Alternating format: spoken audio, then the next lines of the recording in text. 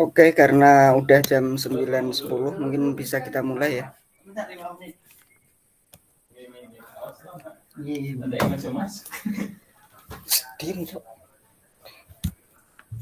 Assalamualaikum warahmatullahi wabarakatuh. Selamat pagi teman-teman semuanya. Di sini saya sebagai moderator pada acara kali ini yang akan memimpin acara pelatihan diskusi pada pagi hari ini, di mana susunan acaranya adalah yang pertama pembukaan, kemudian yang kedua penyampaian materi dan tanya jawab, dan yang ketiga adalah penutup. Mungkin kita bisa mulai pada acara pagi hari ini dengan bacaan Bismillahirrahmanirrahim. Kemudian lanjut ke acara selanjutnya, yaitu pemaparan materi oleh pemateri Mas Abdul Basit Fuadi. Kepada Mas Fuad, waktu dan tempat saya persilahkan.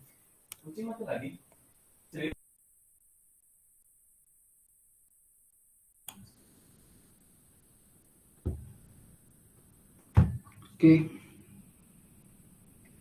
Bismillah, alhamdulillah, salatu wassalamu ala rasulillah wa ala alihi wa sahbihi wa mawala. La hawla wa la quwata illa billah. Amma ba'du. Allahumma anfa'na bima 'allamtana wa 'allimna ma yanfa'una wa zidna ilma. Walhamdulillahi ala kulli hal wa a'udzubillahi min hali ahlin nar. Sebelum kita lanjutkan ya, kalau ada pertanyaan dulu atas review materi sebelumnya, silahkan.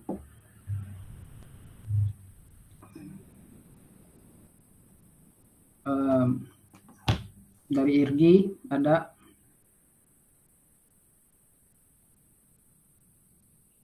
Atau dari siapa gitu? Belum ada, Mas. Harus ada ya, kalau nggak ada kita nggak bisa mulai ya.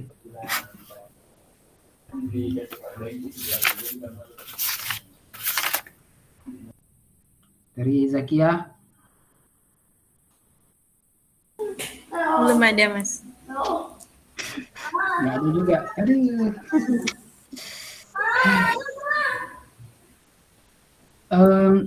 Kemarin kita ada respon soal troli dilema ya. Dilema moralitas waktu ketemu problem yang menyelamatkan 1 orang atau 5 orang ya. Sebenarnya masalahnya bukan di situ ya. Masalahnya bukan di menyelamatkan 1 orang atau 5 orang. Masalahnya ada di dalam kondisi-kondisi dilema tersebut ya. Pilihan-pilihan yang diambil oleh setiap orang itu tergantung pada pandangan moralitasnya. Kemarin ada kan 2 pandangan moralitas yang berkembang lah gitu. Tapi yang penting adalah bahwa kadangkala pertimbangan moralitas itu sangat kasuistik, gitu, sangat bergantung pada kasusnya. Kemarin nggak kita lanjutkan ya, tapi kalau kita lanjutkan itu ya Dimas ya yang menyelamatkan 5 orang itu mungkin akan berubah pikiran itu kalau 1 orang di rel yang satunya adalah kerabatnya gitu kan, adalah keluarganya, sanak familinya, ya pasti dia mengorbankan 5 orang. Ya, jadi moralitas itu sangat kasuistik. Karena itu ini lanjutannya. Tapi ini nggak perlu kalian anut, nggak perlu kalian ikuti. Karena itu saya termasuk yang menganut moralitas itu hanya inspirasi hukum. Jadi hukum itu tidak berisi moral ya, dan hukum itu bukan moral ya. Hukum itu tidak berisi moral dan tidak harus gitu ya. Hukum itu mengandung unsur-unsur moral tertentu. Karena ya hukum saja gitu. Sekalipun moral itu jadi inspirasi hukum. Tapi ya hukum tidak sama dengan moral ya, tidak sama dengan. Jadi kalau saya ya tidak mempertimbangkan moralitas sama sekali ketika membicarakan hukum. Tapi ya ini tidak perlu kalian anut. Nah, sebelum kita saya dikasih sama teman-temannya Irgi ini kan materinya apa ya, penulisan mosi ya. Tapi ya itu bisa sambil jalan karena saya juga belum dapat kepastian ini apakah kalian ini bisa dikasih tugas atau tidak ya, tapi ya nanti silakan didiskusikan dulu di pengurus di timnya apakah bisa dikasih tugas atau enggak.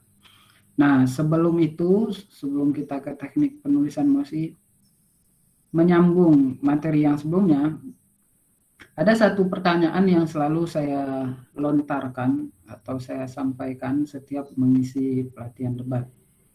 Oke, yang senior-seniornya udah tahu juga ini pertanyaan ini. Tapi akan saya lontarkan lagi untuk refresh saya juga sekaligus merefresh teman-teman. Pertanyaan sederhana, kira-kira kenapa jendela itu dibuka setiap pagi? Kalau tidur di kamar gitu ya, bangun tidur, jendelanya dibuka tiap pagi. Kira-kira kenapa itu jendela dibuka setiap pagi itu? Yang senior-seniornya mesti udah tahu nih. Tapi nggak apa-apa, kita ulang aja. Ocha, Rosalina. Iya, Mas. Ya, kenapa jendela dibuka setiap pagi? Supaya udara masuk dan berganti. Osama, kenapa kita bangun tidur gitu, kenapa jendela itu kita buka tiap pagi? Mungkin karena dari sisi kesehatan, biar bergantian udara yang di kamar itu, udara segar itu bisa masuk, Mas. Oke, biar berganti udaranya ya, mirip-mirip sama Rosa. Ya. Siapa lagi? Vina? Karena pengen aja Mas dibuka. Karena pengen aja, oke. Dinda? Dinda kan panggilannya ya? Atau panggilannya Putri? Ada bisa ini? Oke, kayaknya ditinggal ini. Oke, kita udah dapat 3 ya. Ada yang karena pengen aja, ada yang karena biar udaranya masuk. Dimas, karena apa kalau Dimas? Lebih kepada biar sinar matahari masuk dan udara pagi itu masuk supaya mengganti udara-udara yang pengap setelah ditutup kemarinnya. Oke. Biar matahari masuk gitu, biar sinar mataharinya masuk gitu ya. Oke, sekarang kita Irgi deh. Nah, kayaknya Irgi udah tahu. Tapi dia ngobrol dengan orang lain. Gimana nih? Zakia aja, Zakia. Kenapa jendela itu kita buka tiap pagi? Karena tertutup, jadi kita buka. Begitu, Irgi. Kenapa kita buka setiap pagi? Karena sebelumnya tertutup. Karena dia, iya, karena sebelumnya ketutup, Mas. Jadi dibuka.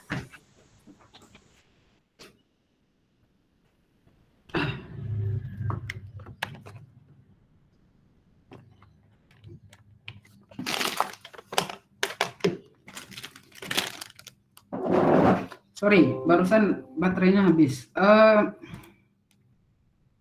Nah, itu sebenarnya semua jawabannya benar ya. Cuman tidak ada jawaban yang berdasarkan apa yang saya harapkan gitu. Kebanyakan kekurangannya, kenapa Torik kemarin tanya gitu ya, atau Kelvin tanya, apakah iya setiap mosi debat itu punya satu basic idea? Kalau saya iya gitu, karena pasti kalau sampai pada pertanyaan reflektif, jawabannya pasti pasti punya satu basic idea. Tapi kalau nggak sampai ke pertanyaan reflektif, ya jawabannya bisa banyak. Bisa saja satu mosi itu tidak ketemu basic idenya, bukan tidak ada. Nah, kayak jawabannya Rosa, jawabannya Osama, jawabannya Vina, itu benar, tetapi bukan itu jawaban yang diharapkan ketika memulai menyusun argumen debat. Jawaban yang diharapkan ketika itu adalah jawaban lanjutannya. Maksudnya, kalau kita melakukan ini, kita akan memperoleh apa? Misalnya, kalau kita membuka jendela, kita bisa dapat udara segar. Kalau kita buka jendela, kita bisa dapat matahari bagus. Nah, ini tuh ujung sebenarnya dari argumen debat. Ujung argumen debat itu kan solusi ya, solusi, kesimpulan, manfaat, apa segala macam. Nah, awal memulai argumen debat tuh nggak dari situ seharusnya ya. Seharusnya memulai argumen debat dari pertanyaan reflektifnya. Kenapa itu pasti didahului oleh peristiwa sebelumnya. Itu yang kita sebut background. Background itu kalau diperas, dicari core-nya, dicari intinya, itulah yang basic idea. Kalau kita ketemu background-nya, kita gampang untuk mengurut argumen itu sampai pada solusinya, termasuk alternatif-alternatifnya. Karena kan kayak biar udara segar, itu kan suatu alternatif ya. Biar masuk matahari, itu suatu alternatif juga. Biar biar terang, nah, itu alternatif yang lain gitu. Jadi kebanyakan, dan ini umum sepertinya, debaters itu cenderung terpancing untuk terlebih dahulu mencari alternatif-alternatif. Ini kontranya apa nih? Ini pro-nya apa nih? Padahal yang harus pertama kali dia cari adalah kenapa ini penting untuk didiskusikan dan dibahas.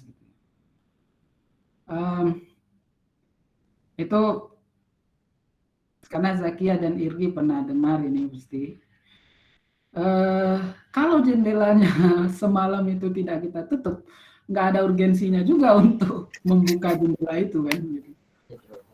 Jadi tidak mungkin muncul pertanyaan kenapa jendela harus dibuka kalau semalamnya tidak ditutup. Nah, alternatif-alternatif yang Rosa, Osama, Dimas sampaikan itu sudah terangkum kalau kenapanya selesai gitu kan. Kalau dari semalam jendelanya sudah dibuka, ya pagi ya kita tidak akan membutuhkan udara segar lagi gitu kan. Matahari akan otomatis masuk dengan sendirinya, ya, kira-kira begitu. Jadi penting untuk memulai debat itu dari pertanyaan reflektif. Pertanyaan apa sih peristiwa sebelum ini gitu. Jangan langsung terpancing untuk apa yang akan kita peroleh gitu, apa manfaatnya. Karena ini peristiwa ini bisa terjadi di banyak kondisi. Misalnya begini, Rosa pada suatu pagi mengeluarkan motornya gitu ya, tiba-tiba ibunya dari dapur kekurangan garam, meminta Rosa untuk ke warung membeli garam. Apa yang kira-kira Rosa lakukan pertama kali? Gimana Mas? Coba diulang Mas. Pada suatu pagi gitu, Rosa lagi mengeluarkan motor gitu ya dari tempat parkirnya lah gitu. Tiba-tiba di dapur ibunya kekurangan garam dan menyuruh Rosa membeli garam ke warung. Apa yang dilakukan pertama kali? Beli garam Mas. Langsung ke warung. Langsung ke warung ya. Padahal dia baru saja mengeluarkan motor. Dia nggak terpikir untuk menyalakan motornya dulu apa segala macam. Nah, karena yang dia kejar adalah apa sih yang harus dia lakukan gitu. Kondisinya kan akan berbeda jika Rosa itu pagi hari sedang memanaskan motor gitu. Dia nggak perlu nyalain motornya lagi kan, langsung ke warung. Nah itu jawaban yang benar tuh. Kalau paginya motornya udah nyala gitu. Tapi kalau dalam kondisi pagi itu dia baru mengeluarkan motor, langsung ke warung kan berarti motornya ditinggal kan. Jadi Warungnya samping rumah, Mas, nggak perlu Warung motor. jalan, Mas. ya itulah apa pertimbangan kasuistik kenapa kita perlu mencari kenapanya gitu. Tidak langsung pada apa sih yang akan kita peroleh atau apa konsekuensinya.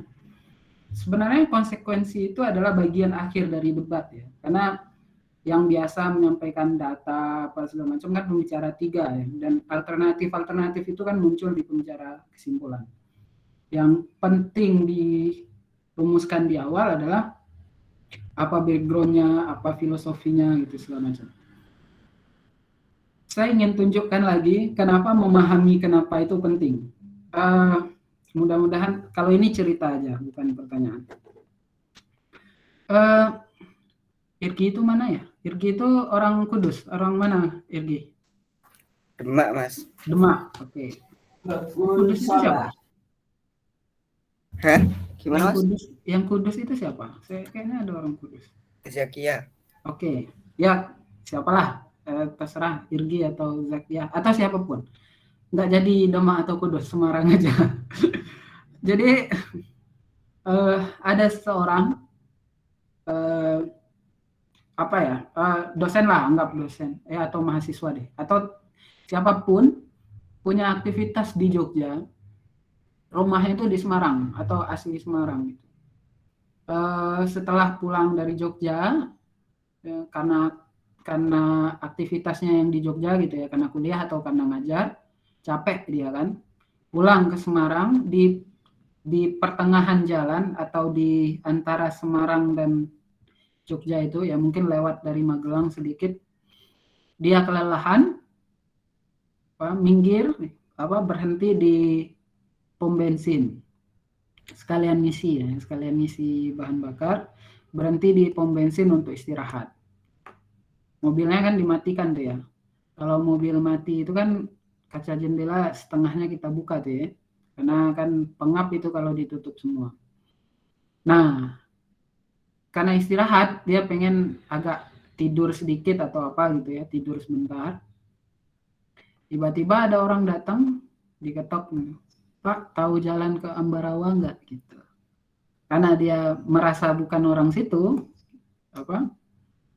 dia jawab, oh saya nggak tahu jalan. Sekaligus karena dia kesal juga, dia mau istirahat. Gitu. Saya nggak tahu jalan, Mas, bukan orang sini, gitu jawabnya. Dia lanjut istirahat lagi. Beberapa saat kemudian datang lagi orang berikutnya, tanya lagi, Mas kalau mau ke mana gitu, ke Magelang gitu, lewatnya mana ya gitu. Dia jawab lagi, wah saya bukan orang sini Pak, saya nggak tahu jalan gitu. Dengan keadaan kesal karena dia sedang pengen istirahat. Sampai ketiga kali, keempat kali.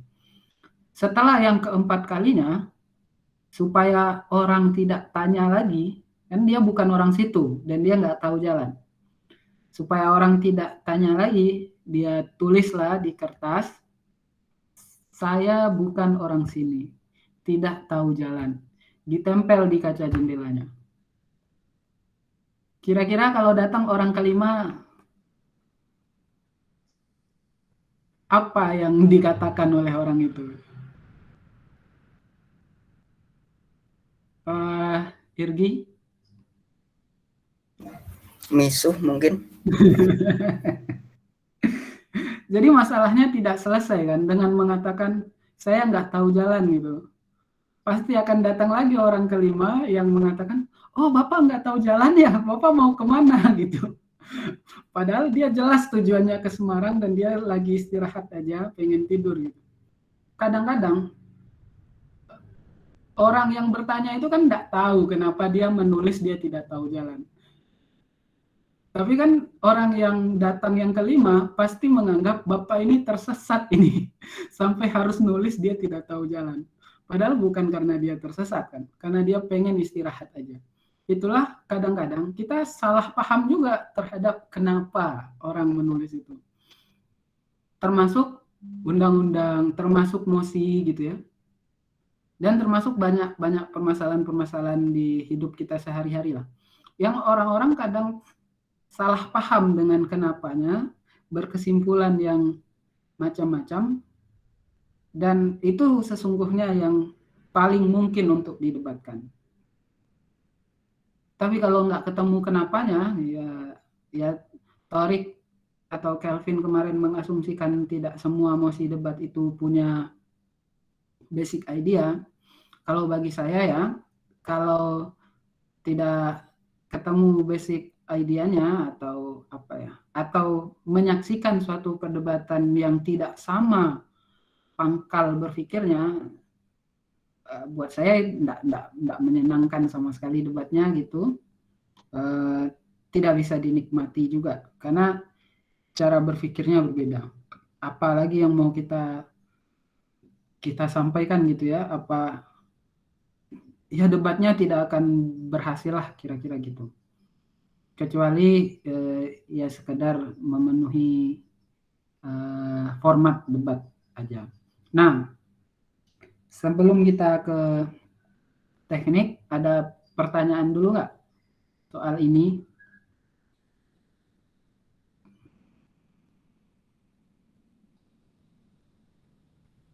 Ada? Nggak ada? Kalau nggak ada, kita main games. Mas mau nanya. Boleh, silahkan Vina. Yang nanti dibahas ini terkait riset mosi debat hukum atau riset mosi apapun, Mas? Sebenarnya ini cara nulis aja ya. Jadi ini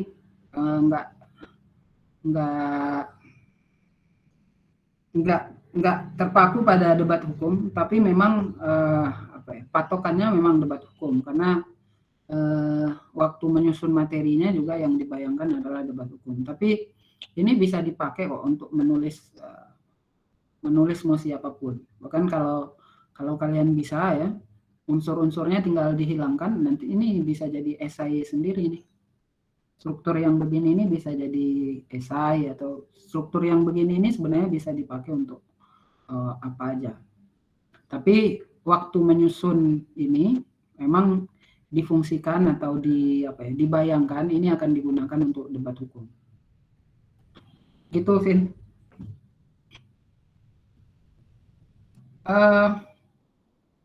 Karena kita akan membahas atau memasuki soal teknik debat, tapi sebelum itu kita akan brainstorming dulu, akan ice breaking lah gitu, atau games sederhana. Saya sering mengatakan basis debat itu adalah penelitian, ya riset seperti yang disampaikan oleh Vina tadi. Dan karena itu pemahaman terhadap hal-hal yang konseptual itu tuh penting, termasuk kesulitan kita biasanya karena kita nggak luas gitu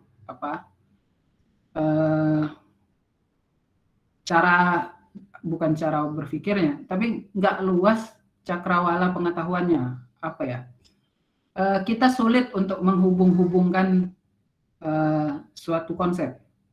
Padahal kalau debat gitu ya, kalau kebutuhan untuk riset debat, konsep-konsep itu nggak bisa dipaku gitu ya, nggak bisa terpaku pada satu ulasan tertentu. Dia punya banyak ulasan lainnya. Dan karena basis debat adalah penelitian, satu-satunya yang mengimprove kemampuan riset cakrawala itu ya banyak membaca. Sebenarnya membaca itu kan juga ada tekniknya ya, tapi kalian bisa belajar sendirilah, tidak usah diajarkan. Membaca itu juga ada tekniknya, bahwa nggak semuanya perlu dibaca dari awal sampai selesai gitu. Cukup pokok-pokoknya saja, dan menemukan pokok-pokoknya itu kan juga ada tekniknya. Nah, saya melihat ada kemunduran ya, tapi ini mungkin belakangan ini mulai agak diperbaiki gitu, agak dikejar nih kemundurannya. Kebanyakan ya mosi-mosi debat itu ditulis dengan referensi yang seadanya akhir-akhir ini. Dia sekedar mengandalkan berita online gitu, sekedar mengandalkan ya mungkin ada jurnal ya, tapi tidak seberapa, dan kadang-kadang jurnalnya tidak diarahkan untuk menemukan sesuatu yang teoritik gitu. Jarang saya misalnya menemukan teman-teman tuh menghubungkan misalnya dengan yang lama-lama ya, misalnya dengan Aristoteles atau dengan John Stuart Mill, dengan siapa gitu. Relatif biasanya yang baru-baru aja gitu, misalnya Jimli Asidiki, misalnya Zainal Arifin Mukhtar, pokoknya sesederhana itu aja akhir-akhir ini. Padahal harusnya ya debat itu basis risetnya harusnya dalam. Dan kecenderungannya sekarang ini bukan bahasnya ya, teman-teman mementingkan aktualitas gitu. Kalau ini isunya baru hangat gitu ya, terus dicaplok lah misalnya apa komentar-komentar ahli, bukan teorinya yang dikutip tapi komentarnya. Misalnya ada isu TWK tuh ya, TWK-nya KPK. Nah, nanti dicuplik lah tuh komentar, misalnya apa komentarnya Ferry Amsari, apa komentarnya Zainal Arifin Mukhtar. Hanya general komennya aja yang diambil gitu. Padahal kalau menurut saya ya, yang seharusnya dilakukan adalah analisis teoritiknya gitu. Analisis teoritiknya misalnya kan orang menganggap ya TWK ini bermasalah ya. Padahal semua PNS itu ketika direkrut memang pakai soal TWK. Termasuk saya ya direkrut pakai soal TWK gitu. Jadi agak mengherankan kalau orang mempermasalahkan TWK-nya. Jadi ya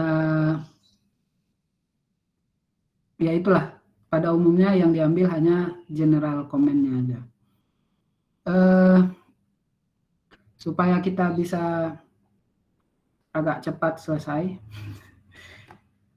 Jadi membaca itu memang bisa cepat gitu, bisa enggak perlu dibaca semuanya. Dibaca awal dan ujungnya aja tuh udah ketemu idenya. Bahkan membaca kata itu juga nggak perlu membaca kata kan. Kita kan bukan anak TK yang mengeja gitu. Seperti membaca nama-nama teman-teman ini kan saya tidak perlu Umi Zakia Az-Zahra itu kan nggak perlu diketahui semua hurufnya ya untuk membaca Umi Zakia Az-Zahra ya. Az-Zahra itu kan dihilangkan ya. Teman-teman kedengeran nggak? Di aku nggak kedengeran ya? Kedengeran. Kedengeran kok.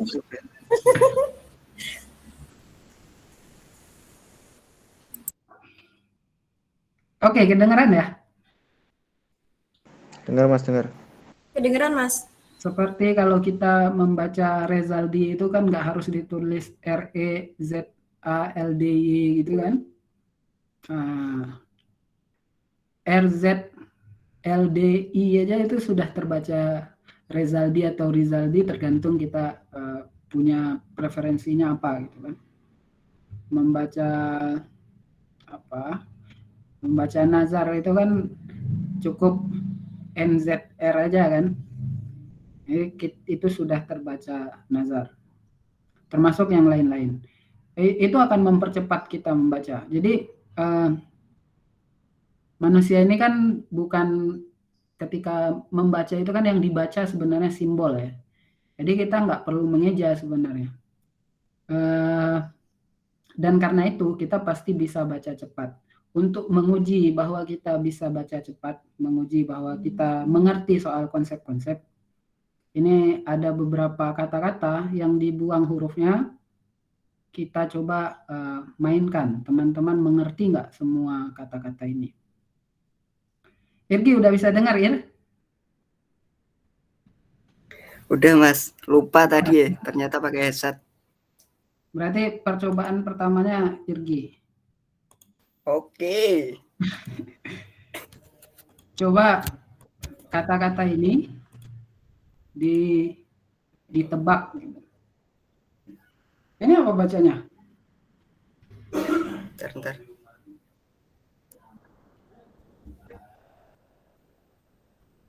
Udah Mas, Kelihatan? kelihatan. Oke, bacanya apa ini? Basis debat adalah penelitian. Oke. Kalau ini? Presiden, Kalau ini? pemilu, corona, Kalau ini? desentralisasi, Kalau ini? lawyers, Kalau ini? oposisi, Kalau ini? omnibus law. Berarti bisa kebaca ya? Iya, Oke. Kalau sudah kita bisa kebaca, kita tingkatkan permainannya. Yang terakhir tadi apa? apa tadi? Omnibus law. Kalau Omnibus Law. Oke, yang terakhir Omnibus Law ya. Sekarang yang bermain 2 orang, Irgi dan Zakia. Untuk menguji bahwa teman-teman ini mengerti banyak hal soal Omnibus Law, Irgi dan Zakia harus bergantian menyebutkan satu kata atau frasa yang berhubungan dengan Omnibus Law. Ya, saya nggak bisa bahasa Inggris ya, harusnya bukan law ya, tapi Omnibus Law. Coba Irgi dan Zakia dinyalakan dulu mikrofonnya. Ya, cek halo. Oke. Coba disebutkan konsep-konsep umum, kata-kata atau frasa yang berhubungan dengan Omnibus Law. Dari Irgi, setelah itu Zakia, setelah itu Irgi lagi, setelah itu Zakia. Kata ya, Mas ya? Kata boleh, frasa boleh. Frasa ya 2 kata yang punya satu arti. Oke, udah. Ya, dari Irgi. COVID, Zakia. RUU. Jangan lama-lama. Ini harus cepat. Ini ini. katanya harus nyambung, Mas. Ya, apa yang Zakia bayangkan aja soal Omnibus Law. Tapi nggak boleh Berarti nggak harus nyambung sama Irgi kan? Nggak harus. Oke. Nanti kita cek mana yang lebih cepat habisnya. Coba ojo diulang. searching ya searching Mas. Enggak loh, nggak searching. Ini harus gantiannya harus cepat ini. Iya, ulang Mas, ulang. Diulang lagi. Irgi belum nyala itu audio. Ya. Irgi jangan Dari searching, Irgi. Gi. Lama banget, Gi. Kowe saya searching. Apa tadi dari Irgi? COVID ya? Corona, COVID. Coba Zakia. RUU. Irgi lagi. Bisnis, Zakia lagi. Rakyat. Irgi lagi. DPR, DPR. Oke, Zakia lagi. Cipta kerja. Apa? apa? Cipta kerja.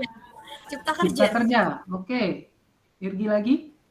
Kontroversial, Oke, Zakia. Demo. Oke, Irgi. siswa, Presiden. Oke.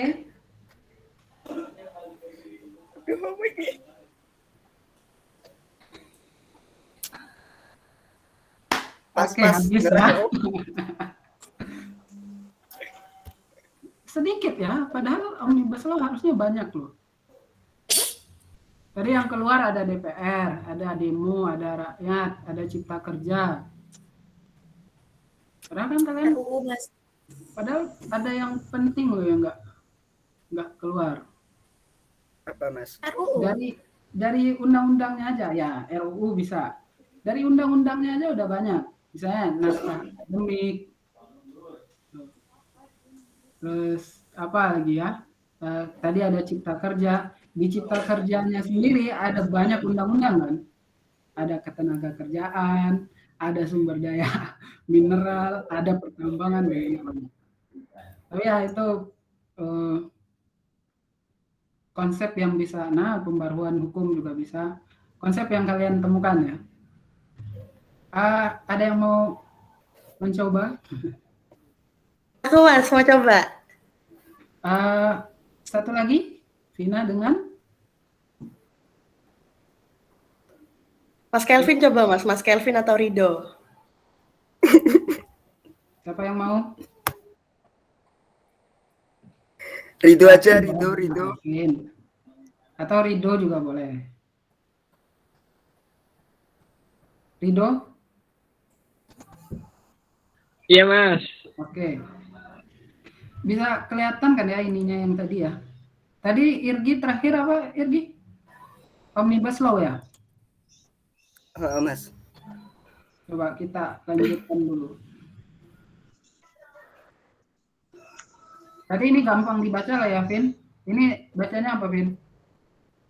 Corona, Ini desentralisasi, udah tadi ya. lawyer, Ya. oposisi, Omnibus Law, Kalau ini? konstitusi, Kalau ini? komunisme, Kalau ini? operasi. Oke, ini ya. Jadi, siapa tadi? Rido dan Vina ya. Coba kalian menyebutkan konsep-konsep yang kalian apa ya, yang ada di pikiran kalian ketika bertemu kata koperasi. Dimulai dari Vina. Keuangan, kesejahteraan. Coba Lanjut, Kamu Mas. baca Hah? apa Vina? Keuangan, kesejahteraan, Kekeluargaan. Kekeluargaan. Pak Hatta, Oke, Hatta. Apa ya? Rido?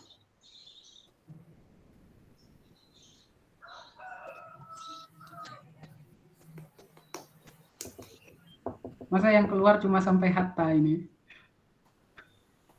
Koperasi ini banyak loh. Oke, di Vina ada apa aja selain yang tadi? negara, Negara. kemakmuran, kebersamaan, Oke, mirip dengan kekeluargaan tadi ya. Terus?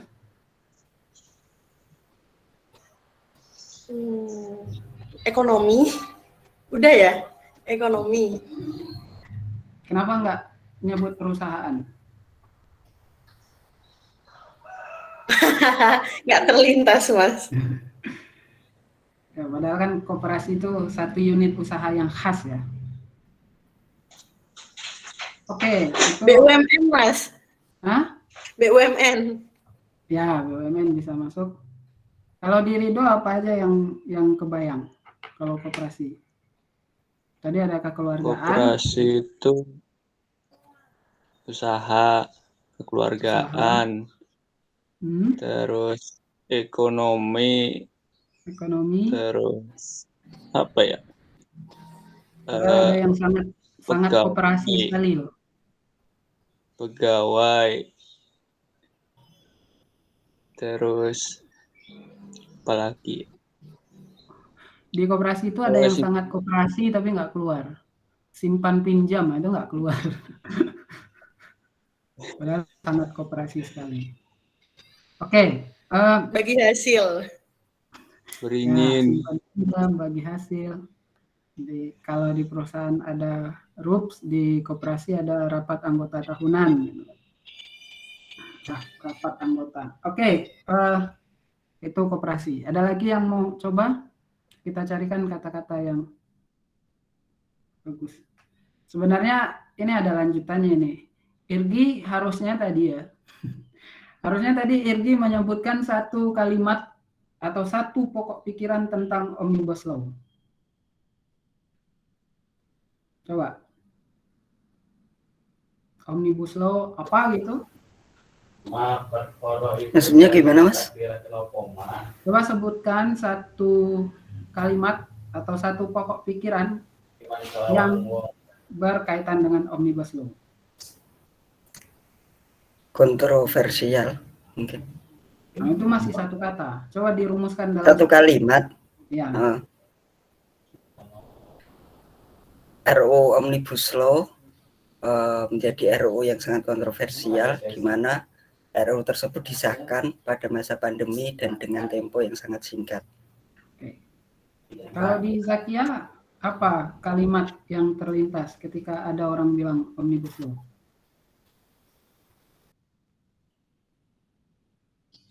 Oke. Para buruh beramai-ramai untuk mendemo RUU Cipta Kerja. Jangan-jangan nih koordinator demo nih, jangan-jangan.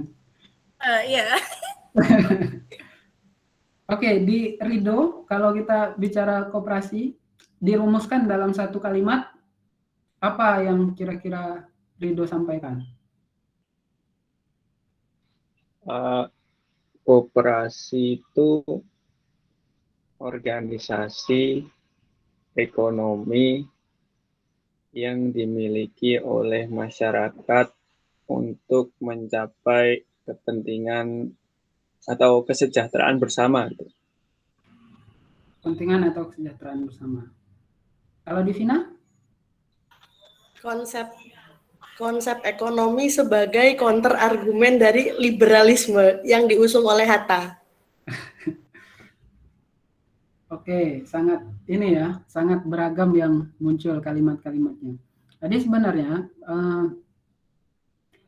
tanpa riset yang mendalam, kalau kita mengerti konsep-konsepnya, kita bisa punya komentar terhadap sesuatu, punya pokok pikiran terhadap sesuatu. Nah, yang kita latih di debat itu menajamkan argumennya, gitu, menajamkan pokok pikirannya. Saya kayak tadi Irgi bilang bahwa RUU Omnibus Law itu kan RUU yang kontroversial, disahkan dalam waktu yang singkat di tengah pandemi. Nah, dari situ bisa kita tajamkan tuh variabelnya. Soal RUU kontroversial ya.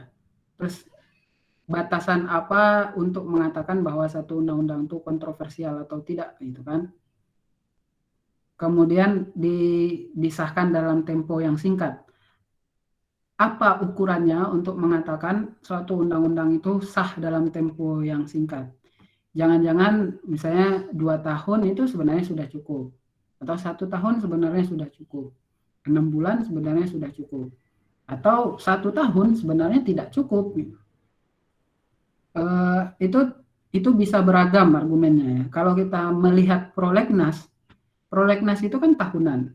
Berarti dalam waktu 1 tahun sebenarnya cukup untuk membentuk undang-undang. Belum. Tapi kalau kita melihat pada isu ya, dikatakan cukup kalau semua tahapannya sudah dilakukan.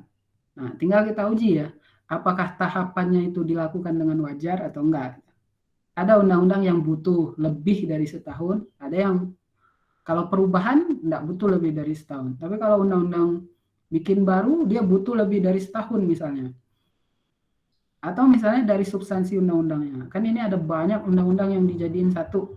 Nggak mungkin selesai dalam setahun. Nah, apa ukuran singkat? Nah, itu kan masih bisa ditajamkan. Termasuk ukuran pandemi.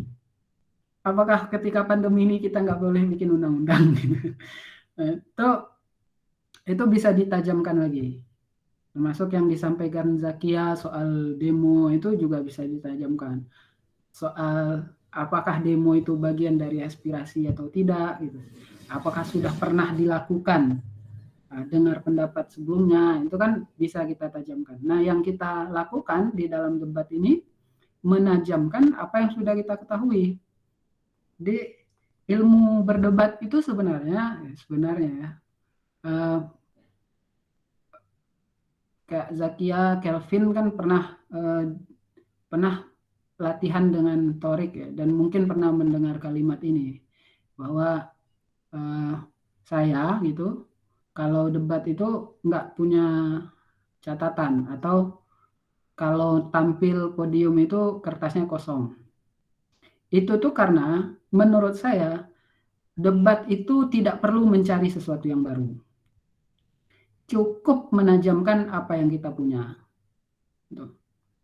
Termasuk misalnya menajamkan argumen lawan ya, karena salah satu yang bisa saya andalkan gitu ya, kenapa saya bisa agak agak berprestasi dibanding teman-teman seangkatan itu adalah kemampuan menajamkan argumen lawan gitu. Bahwa menurut saya semua argumennya itu pasti keliru gitu, pasti ada salahnya. Makanya saya paling banyak interupsi dan paling banyak membidas gitu.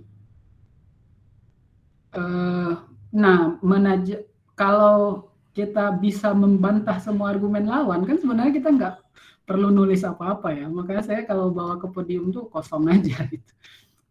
Tapi itu nggak contoh yang tidak baik ya, karena kalau kita ikut teori debat itu harus ditulis harus punya argumen, harus secara prinsip kan saya selalu bilang debat itu adalah 3 hal: definitif,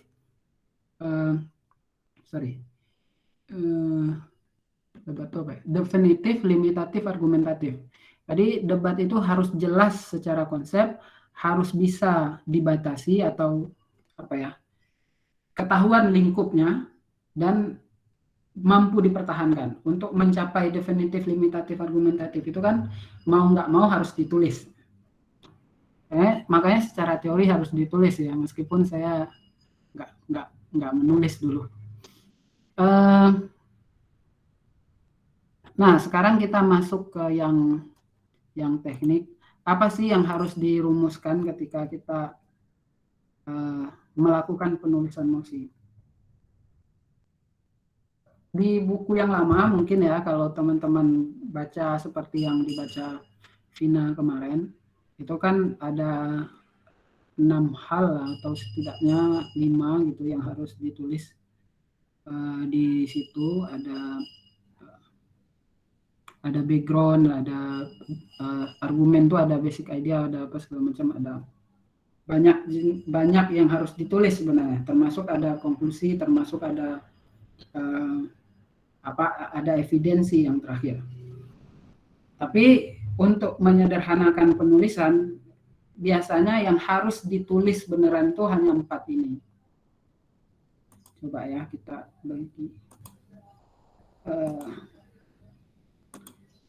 Kalau mau nulis mosi, yang harus ditulis tuh hanya 4 ini aja.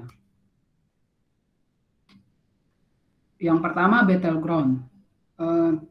Saya terutama ya percaya bahwa setiap mosi itu hampir pasti selalu memiliki latar.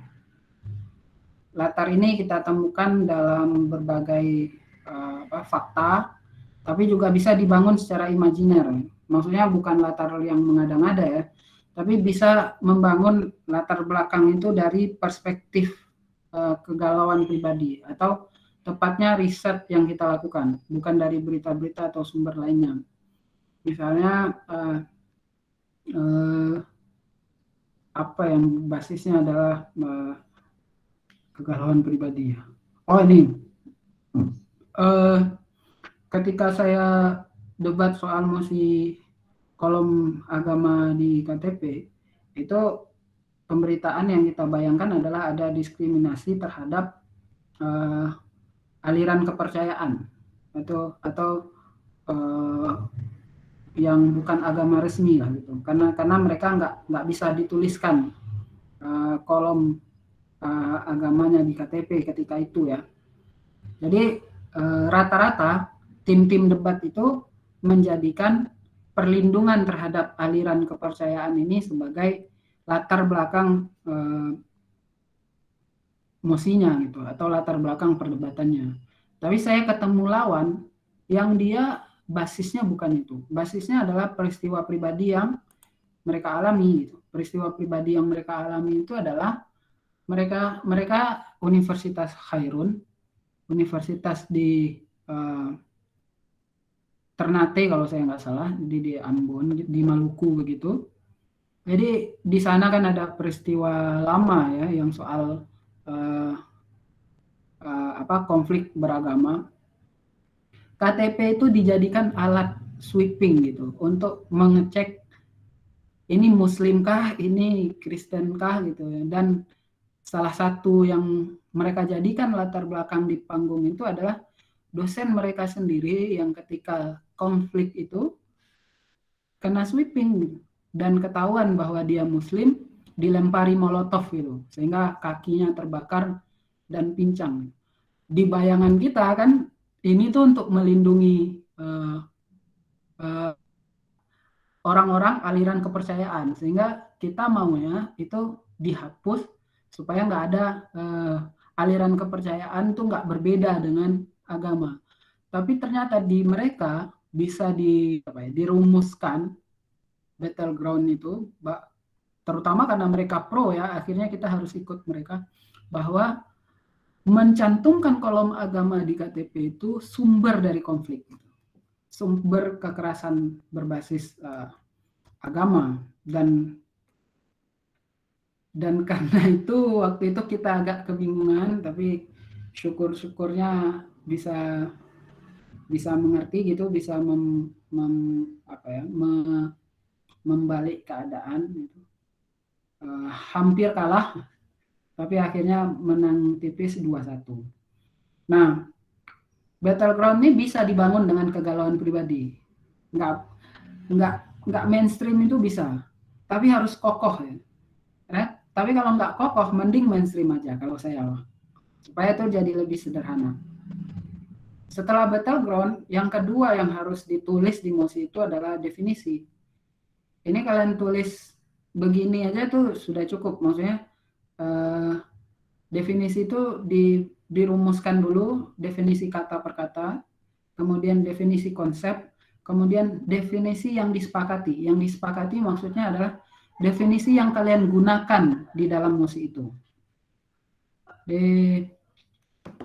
Apa misalnya ya? Yang akan diperdebatkan lokalisasi prostitusi.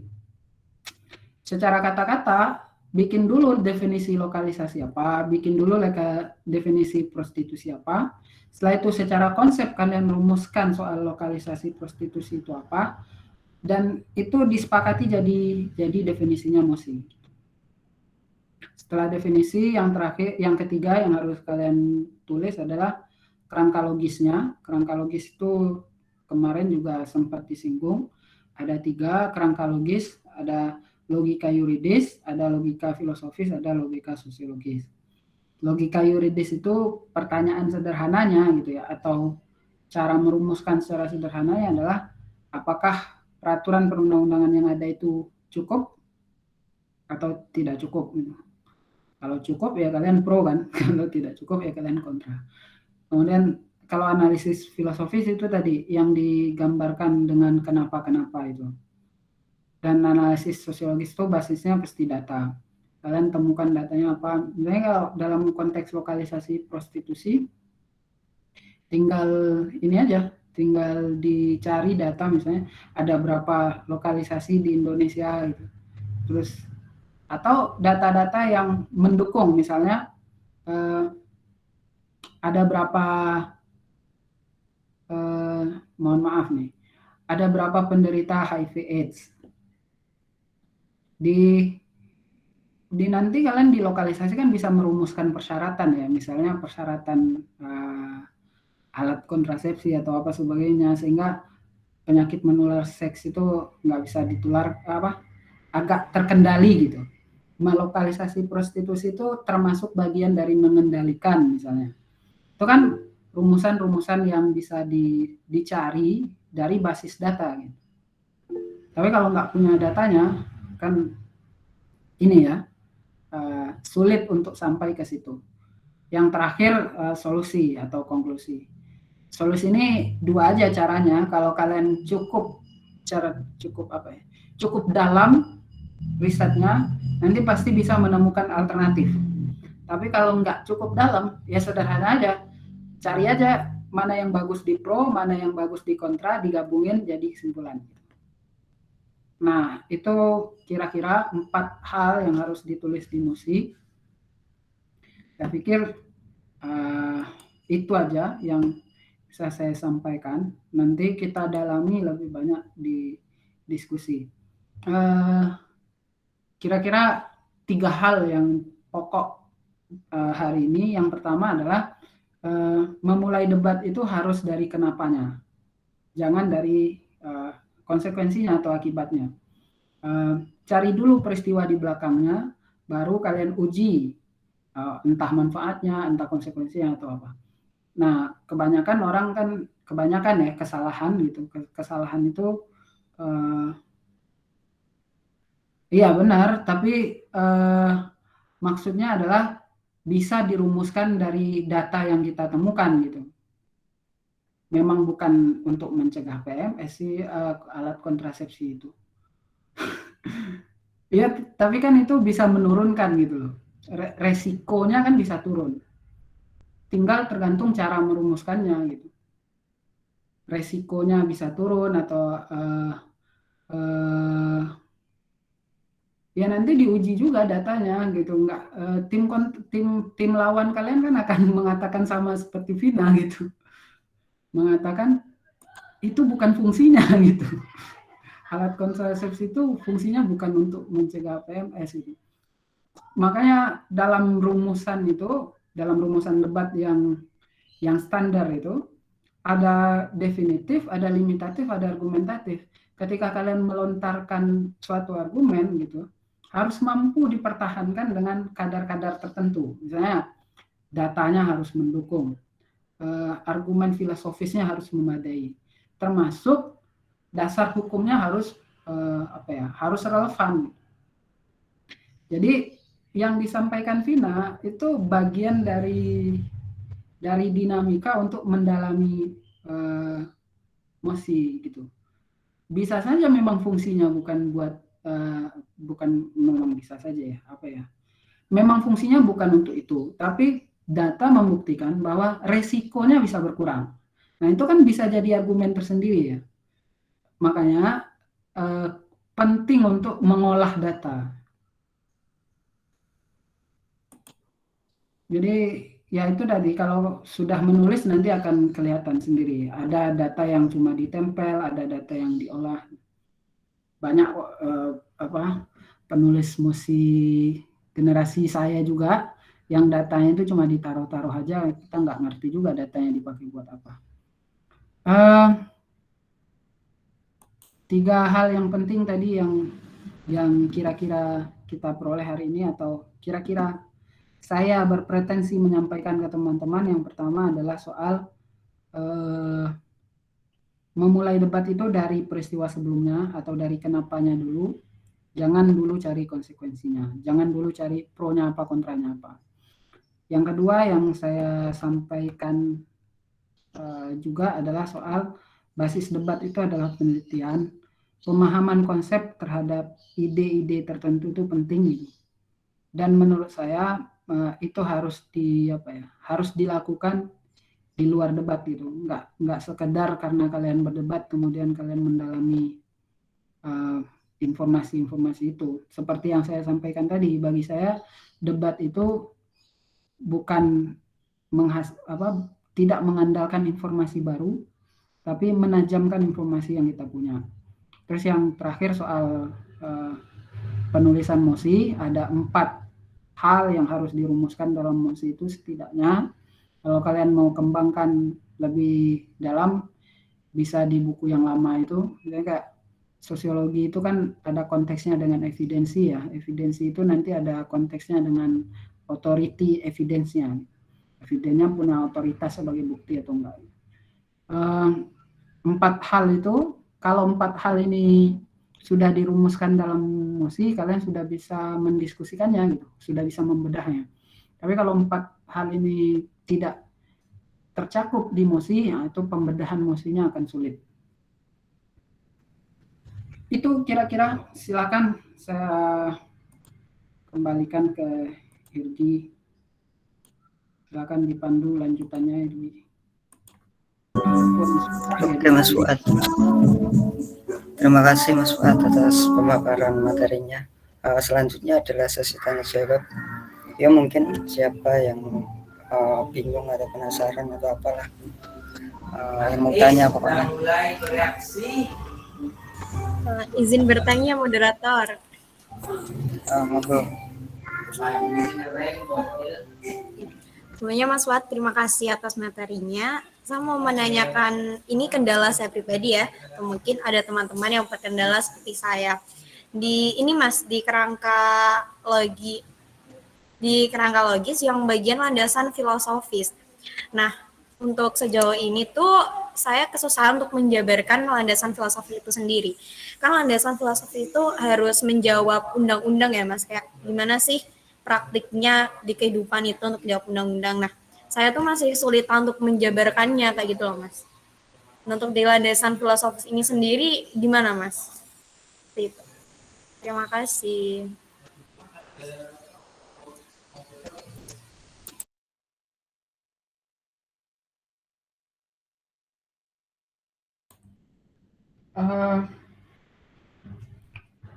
Gimana ya? Saya kurang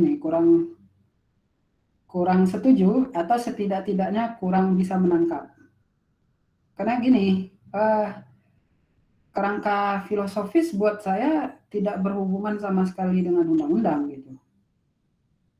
Jadi mungkin saya kurang bisa menangkap, atau kalau saya benar menangkap, saya nggak setuju gitu. Coba dijelaskan ulang ya. Ini yang ditargetkan apa? Nah, itu benar sih kata Mas Fuad. Kayak mungkin kadang saya salah paham nih sama landasan filosofis itu sendiri. Nah, yang mau saya tanyakan ke Mas Fuad ini, gimana sih pandangan Mas Fuad tentang landasan filosofis, terus cara penjabarannya, karena dari ketiga landasan itu, sosial, yuridis, filosofis, itu saya pribadi masih bingung di landasan filosofisnya, Mas. Kayak gitu, Mas Fuad.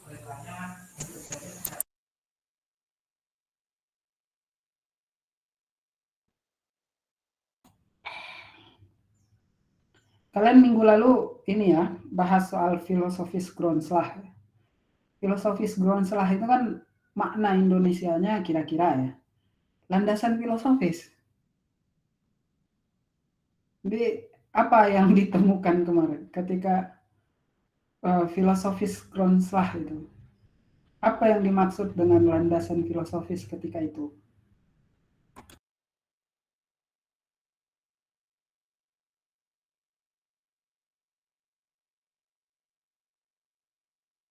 Kita tajamkan di diskusi aja Kia.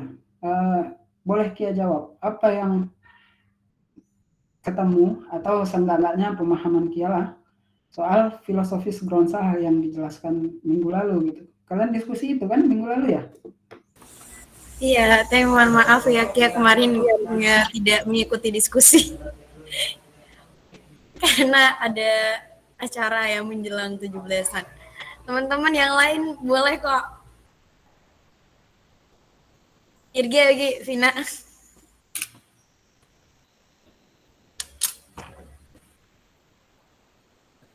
Oke, Irgi pasti ikut nih kemarin nih. Apa filosofis Grundslag itu, Gi? Ini kita tanya moderatornya nih.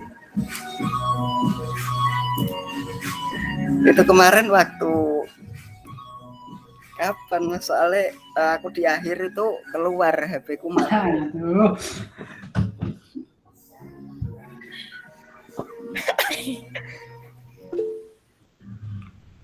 Bohong Irgi ya.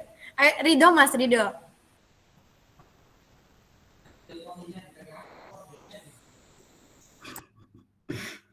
Tuh, peringatan Rosa tuh, jangan di-share di grup. Kita tanya moderatornya aja lah supaya lebih yakin. Gimana Hanafi? Filosofis Grundslag itu apa maksudnya kira-kira? Saya nggak ditinggal. Ayo, Hans.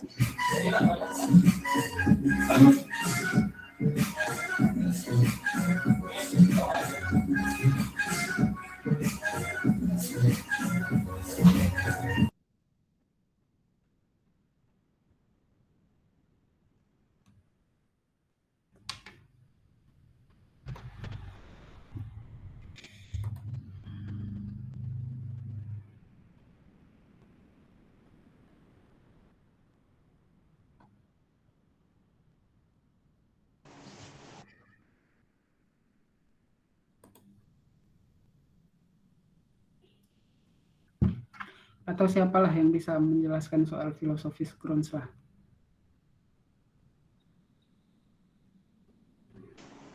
Mas izin Mas masuk Mas.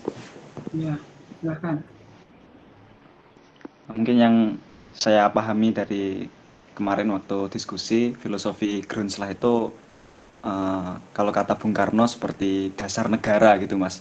Jadi Pancasila itu dijadikan sebagai acuan pemerintah untuk acuan pemerintah dalam menjalankan sistem ketatanegaraannya, baik berupa aturan-aturan yang dibuat, terus berupa target-target yang ingin dicapai, itu harus berlandaskan kepada apa yang dituliskan di Pancasila gitu Mas. Jadi biar terarah gitu sih Mas.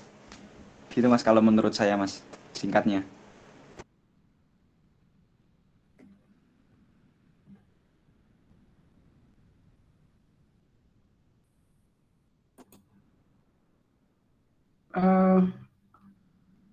Tapi kan di situ ada kata filosofis ya. Kalau sebagai dasar bernegara ya Grundzlah saja sebenarnya cukup. Tapi karena ada filosofi di situ sebenarnya yang terkandung di dalam makna Pancasila sebagai filosofis Grundzlah itu adalah Pancasila itu adalah kesadaran bernegara, bukan sekadar dasar. Jadi yang harus dicari di filosofi itu adalah apa kesadaran batinnya. Kemudian selain sebagai kesadaran bernegara, karena ada kata filosofis, di situ mengandung cita-cita. Jadi kalau kerangka logis filosofis itu maksudnya ya yang dicari dalam debat itu adalah kesadaran apa yang ingin digali dari mosi ini, terus cita-cita apa yang diharapkan dari mosi ini. Itu. Makanya yang filosofi-filosofi itu cenderung besar ya, cenderung. Ya, kesadaran yang diinginkan itu adalah budaya hukum. Yang ingin dicapai adalah kesejahteraan. Kalau masyarakat berbudaya hukum gitu, pasti kesejahteraan tercapai. Nah, merumuskan hal-hal filosofis ke situ itu yang diperlukan. Kesejahteraan masyarakat itu kan dicerminkan oleh welfare state ya. Welfare state itu tuh juga beragam jenisnya. Ada social welfare state, ada liberal welfare state pun ada. Nah, dari cara pandangnya kan berbeda ya, social welfare state dengan liberal welfare state. Nah, dalam menuju cita-cita welfare state itu, misalnya ada teori utilitarianisme misalnya. Untuk mencapai welfare state itu harus mewujudkan keadilan sebagai prasyarat. Prasyarat keadilan itu kan bisa dibagi dua tuh. Ada keadilan distributif, ada keadilan komutatif. Nah, itu yang sebenarnya digali di landasan filosofi itu.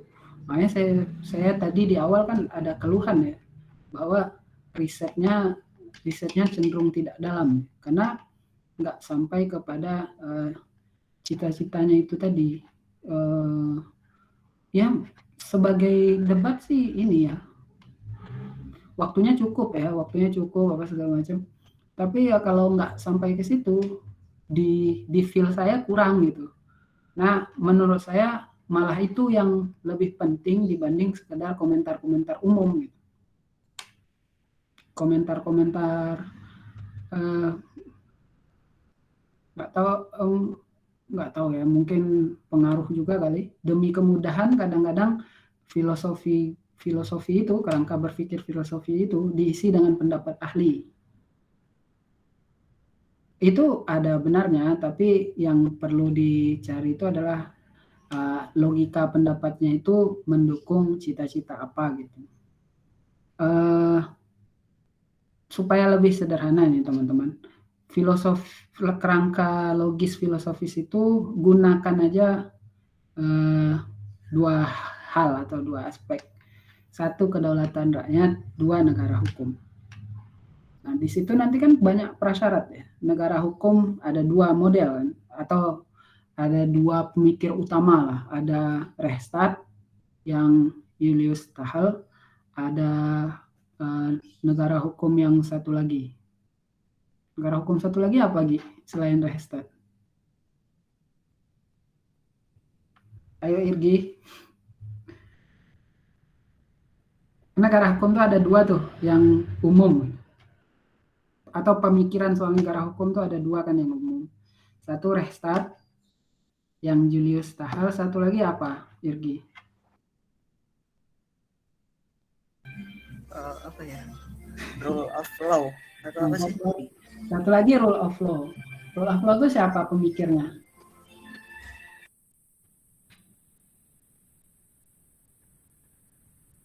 Jadi kan kalau yang Reichstadt Julius Stahl.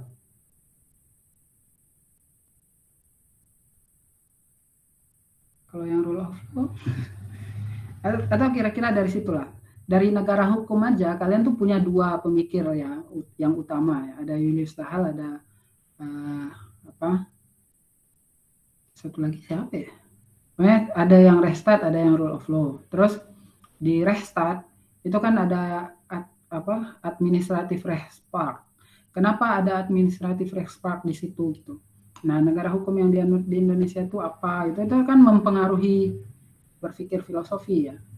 Masuk kedaulatan rakyat ya. Dua itu aja itu sudah benar tuh. Kedaulatan rakyat itu kan pada umumnya kan dari rakyat, oleh rakyat, untuk rakyat. Nah, itu melahirkan konsep pemilu. Tapi yang ada lagi yang lain. Salus populi suprema lex itu. Apa itu artinya? Salus populi suprema lex itu. Kedaulatan rakyat, hukum tertinggi. Ridho apal Mas. Keselamatan rakyat, hukum tertinggi Mas. Salus itu keselamatan ya? Oke, jadi keselamatan rakyat hukum tertinggi. Nah, di Salus Populi Suprema Lex itu kan ada maksimalisasi. Nah, itu kan yang melahirkan nanti utilitarianisme. Utilitarianisme pun tuh ada dua modelnya. Karena menurut utilitarianisme gitu, manusia itu diatur oleh dua invisible hand gitu, dua kekuasaan yang susah dilihat, tapi itu kekuasaan yang mengatur manusia. Satu namanya kebahagiaan atau kesenangan, yang satu lagi namanya sakit atau penderitaan. Nah, menyeimbangkan itu kan yang dikejar oleh utilitarianisme. Konsepnya adalah memaksimalisasi kesenangan sekaligus mengurangi penderitaan. Nah, dalam utilitarianisme juga ada dua aliran. Aliran yang memaksimalisasi manfaat didahulukan daripada mengurangi penderitaan. Ada aliran yang mengurangi penderitaan dulu. Jadi ada yang mewajarkan penderitaan asal manfaatnya banyak, ada yang nggak perlu nyari manfaat, yang penting kita nggak punya penderitaan. Nah, itu ada dua aliran juga di utilitarianisme. Nah, galian ke situ tuh menurut saya kurang. Itu Kia yang dimaksud filosofi. Nah, ada cita-citanya, ada target yang hendak dicapai, kehendak dari mosi itu apa? Ya nggak sekedar Grundslag itu doang gitu, tapi ada filosofinya.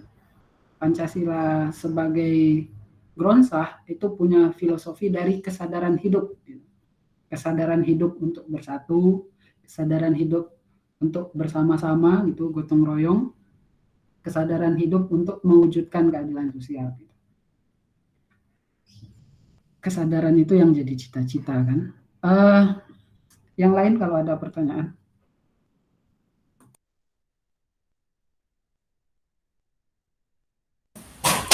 Ya, terima kasih Mas Fuad.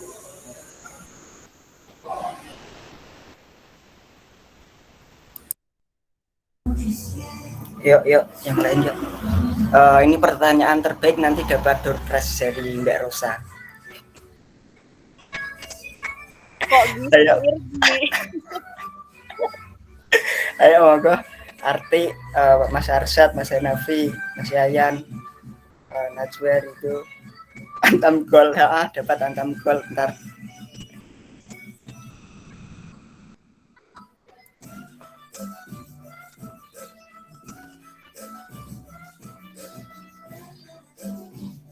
Atau mungkin kalau udah tidak ada yang dipertanyakan bisa dicukupkan ya. Nih aku mau nanya Gi. Mau nanya? Ya, Vina dulu aja, Vina dulu. Oke, makasih Mas Kelvin. Siapa Gi? Aku dulu atau Mas Kelvin dulu? Iya, kamu dulu Vin. Oke, makasih kesempatannya. Mas Fuad, aku mau nanya. Biasanya itu kan di tahap ini ya, di tahap menyusun definisi. Nah, itu kan nggak semua mosi itu pernah didefinisikan dalam undang-undang gitu, Mas. Kan ada yang misalnya keinginan mosinya ini mau diwujudkan gitu, kayak misalnya gini. Kemarin tuh apa ya? Ini yang tentang haluan negara gitu, Mas. Nah, itu kan ada definisi dari haluan negara itu kan ada dulu pas di zamannya GBHN gitu. Nah, itu kan sekarang nggak berlaku kan, nggak ada apa. Nah, dalam menyusun definisi itu ini nggak sih Mas, ada teknik-tekniknya nggak? Misalnya kalau yang ada di undang-undang tuh lebih diprioritaskan ketimbang yang ada di kamus hukum, atau yang di definisi dari pakar itu lebih kalau misalnya di undang-undang nggak ada, di definisi dari pakar itu lebih diutamakan daripada yang ada di kamus hukum, atau kayak gimana, Mas? Gitu. Terima kasih.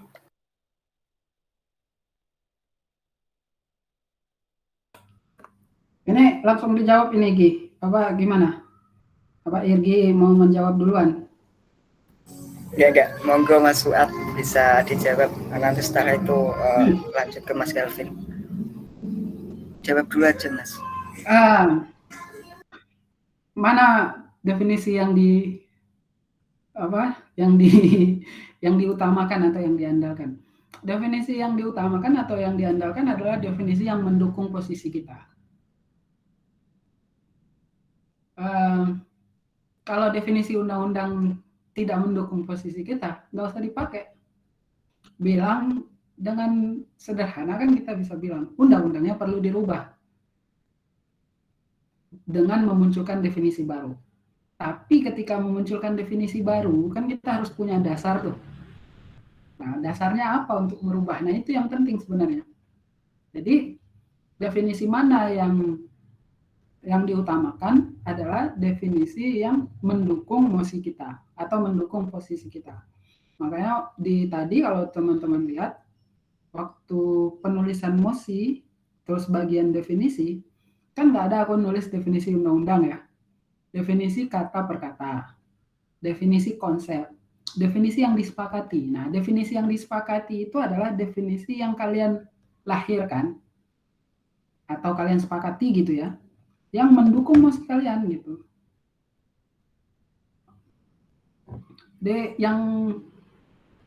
Yang perlu pertama kali dilakukan ya definisi kata per kata memang.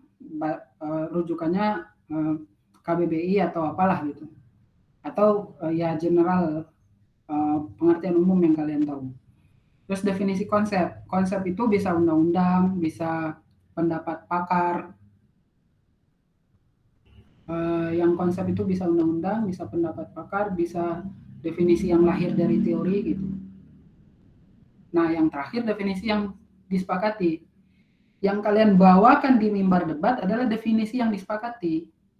Tapi yang ditulis kan nggak cuma definisi yang disepakati ya, yang ditulis harus tiga-tiganya supaya kita bisa mempertimbangkan ini benar-benar bisa disepakati atau enggak gitu. Waktu bedah mosinya nanti yang akhirnya akan mengerucut gitu.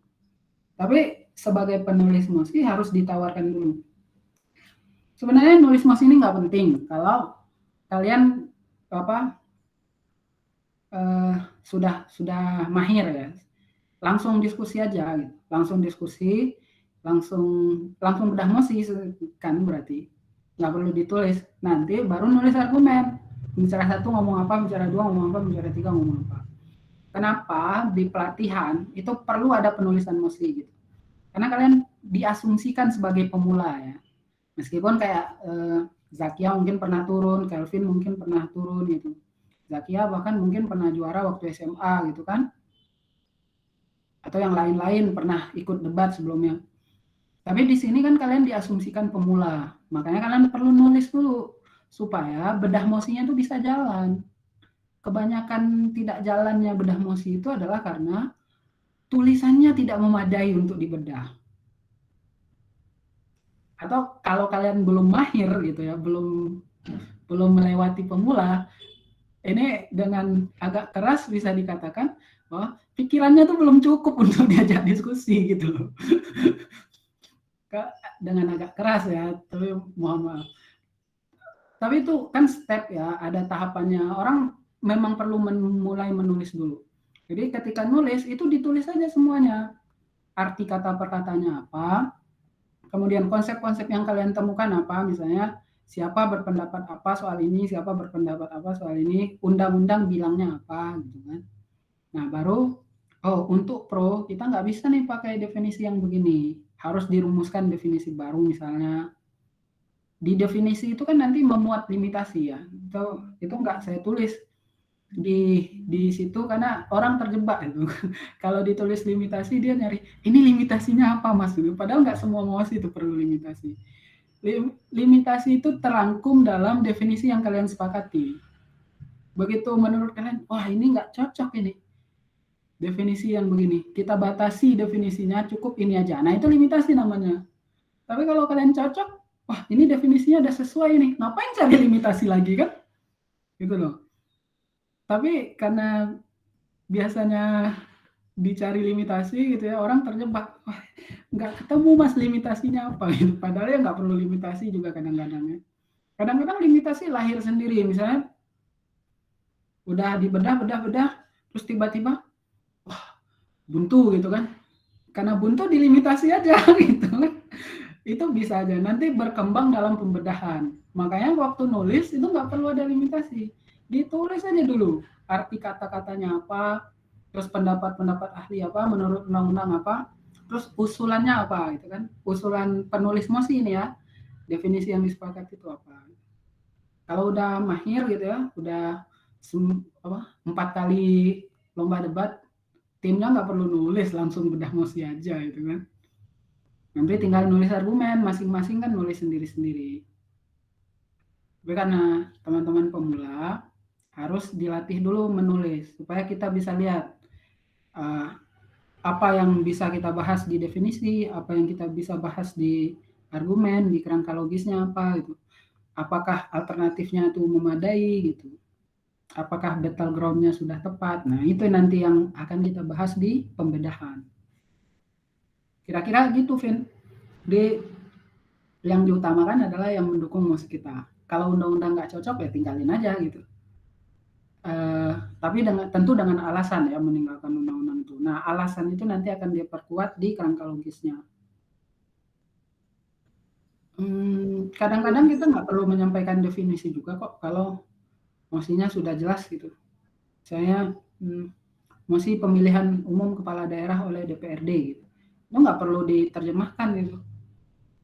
Pemilihan itu apa, kepala daerah itu apa, DPRD itu apa, itu nggak perlu diterjemahkan.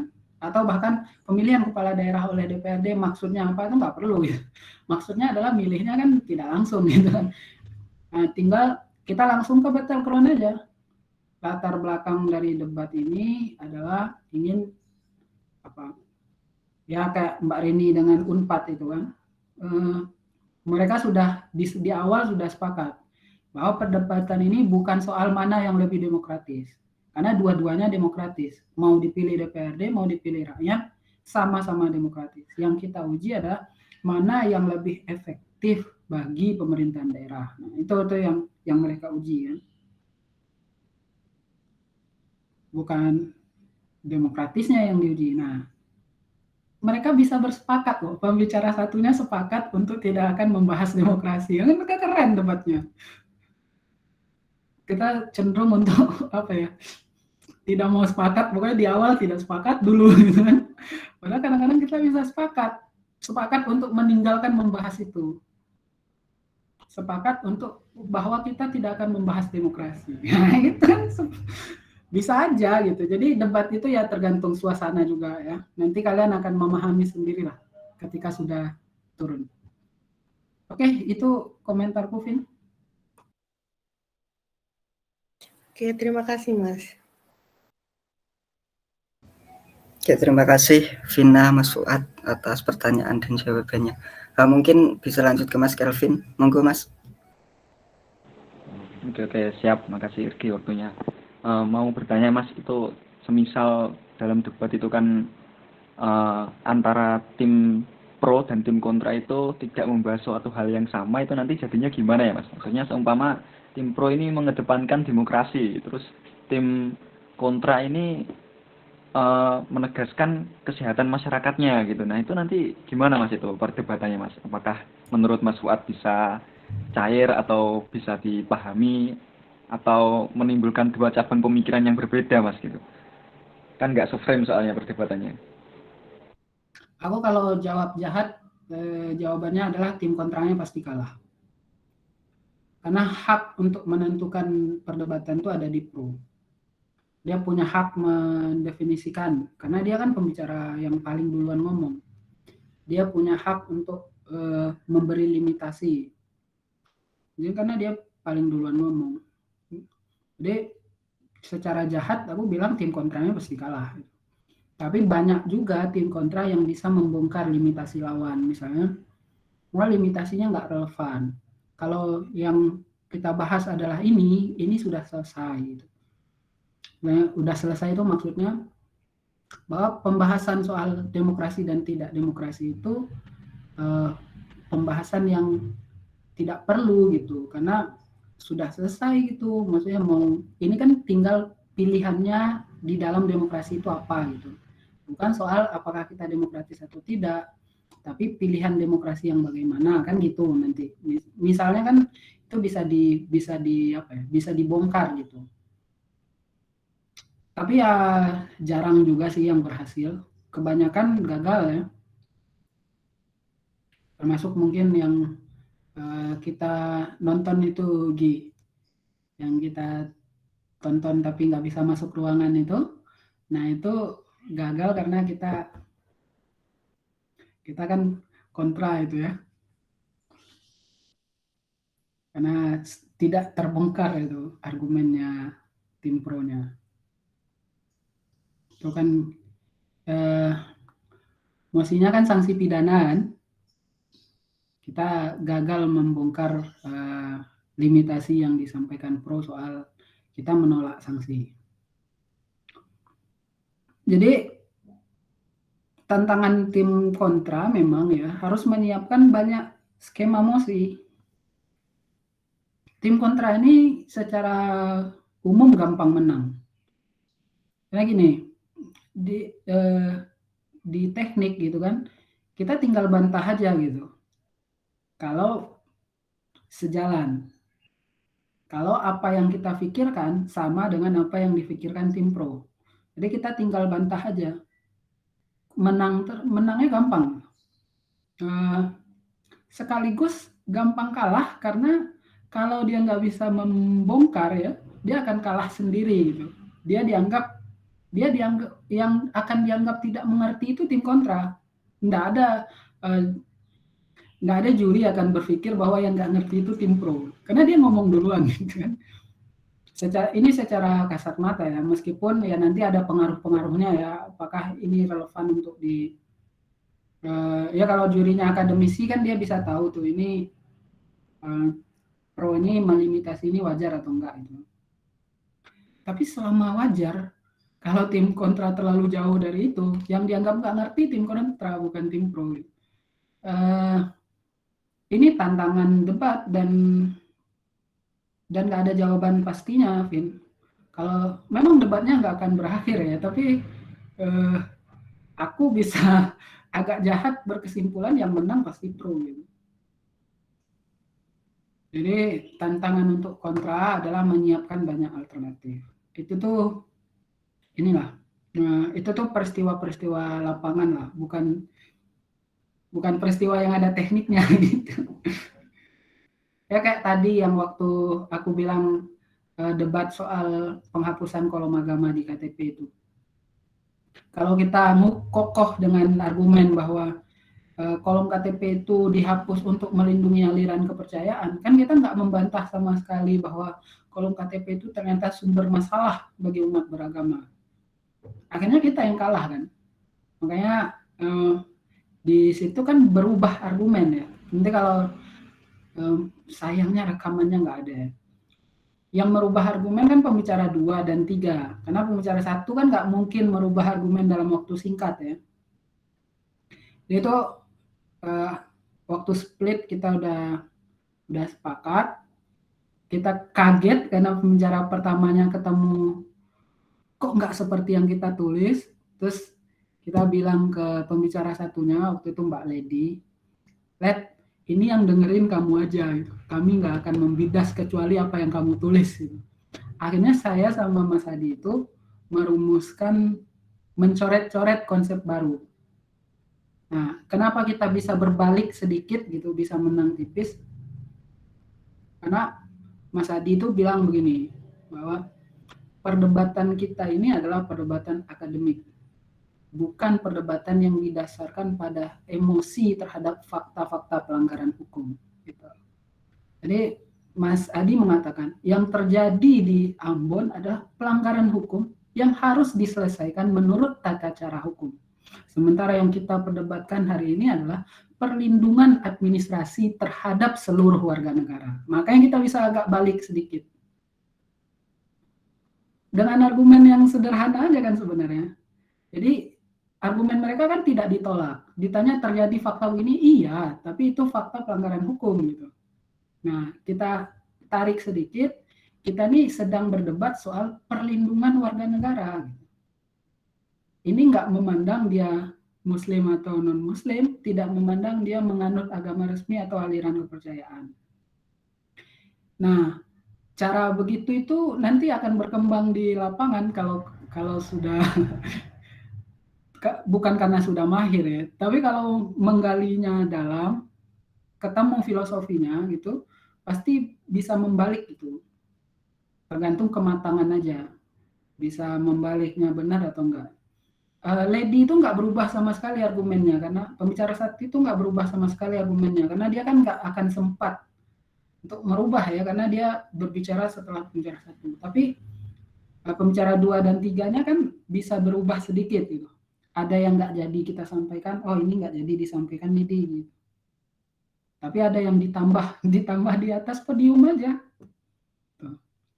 Tapi tentu ditambah di atas podium itu dari hasil udah latihan belajar, udah yang mungkin tidak membayangkan persis ya, tapi kita sudah tahu bahwa ada argumen yang akan begini gitu.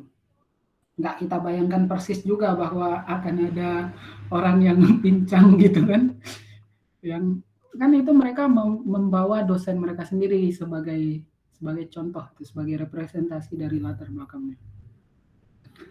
Gitu, Vin. Secara kasar sih bisa dikatakan kontranya bakal kalah, tapi ada kok cara untuk keluar dari situ.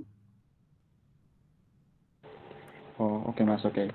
Mungkin tadi yang tak tangkap, misal itu si pro ngajuin definisi tapi berbeda dengan konsep yang kita udah tulis, itu mungkin kita bisa lebih mengarahkan kembali supaya perdebatannya sesuai sama yang udah sebelumnya kita siapkan gitu ya Mas ya? Enggak sih sebenarnya ya. Sebenarnya kita yang ikut mereka. Karena waktu yang tadi Adi itu kan Adi ikut mereka.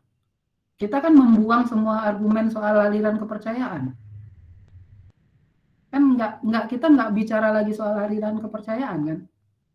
Karena kan kita nyiapin buat aliran kepercayaan nih. Tapi di sana bawahnya soal diskriminasi Muslim dan non-Muslim. Karena bicaranya soal agama, bukan soal aliran kepercayaan, semua argumen aliran kepercayaan kan kita buang. Tapi kita merubah setnya gitu. Dari yang Muslim ke non-Muslim menjadi melindungi semua warga negara gitu. Nggak peduli lagi dia aliran kepercayaan atau tidak aliran kepercayaan. Itu apa ya? Itu teknik sih, Vin. Kalau apa ya? Kalau memaksakan untuk mereka yang harus berubah, kayak yang aku bilang tadi, kita yang bakal kalah gitu. Karena yang punya hak untuk menyampaikan argumen pertama kan mereka. Itu ya faktanya adalah kita membuang setengah argumen ya, karena aliran kepercayaan itu kan setengah argumen ya. Data udah pasti nggak keluar, karena data aliran kepercayaan buat apa gunanya ya? Sebanyak apapun, yang kehilangan banyak argumen tuh aku ya, karena aku pembicara 3 ya. Dan dataku nggak ada yang kepake. Akhirnya aku bicara nggak data, bicara yang filosofi. Jadi waktu debat itu nggak ada argumen sosiologisnya sama sekali. Bicara soal diskriminasi kan, bahwa diskriminasi itu dilarang oleh Undang-Undang Dasar. Bicara-bicara yang umum pada akhirnya. Makanya menangnya tipis saja. Nggak bisa menang 3-0, menangnya 2-1 aja. Ya itu nanti kematangan yang akan mempengaruhi itu. Kalau memaksa ya, mungkin bisa, tapi nggak akan banyak yang bisa begitu. Memaksa mereka ikut kita, itu kayak yang aku bilang tadi, juri akan berpikir kita yang nggak paham gitu. Kan memaksa mereka ikut kita itu kan kita akan mengatakan bahwa definisi mereka salah, kita akan mengatakan bahwa mereka keluar dari konteks. Ya kita nggak ikut konteksnya berarti kan, gitu. Juri akan berpikir, wah tim kontranya nggak paham nih yang diomongin tim pro gitu. Yang dianggap berada di luar debat atau yang dianggap berada di luar konteks justru kita gitu, karena kita ngomong belakangan. Tapi ya bisa sih, bisa juga. Maksudnya kita mengusahakan konteksnya tuh dapat, tapi itu susah kalau menurut saya. Saya cenderung ikut mereka. Kalau saya cenderung ikut mereka, tinggal merubah sedikit argumennya, buang gitu.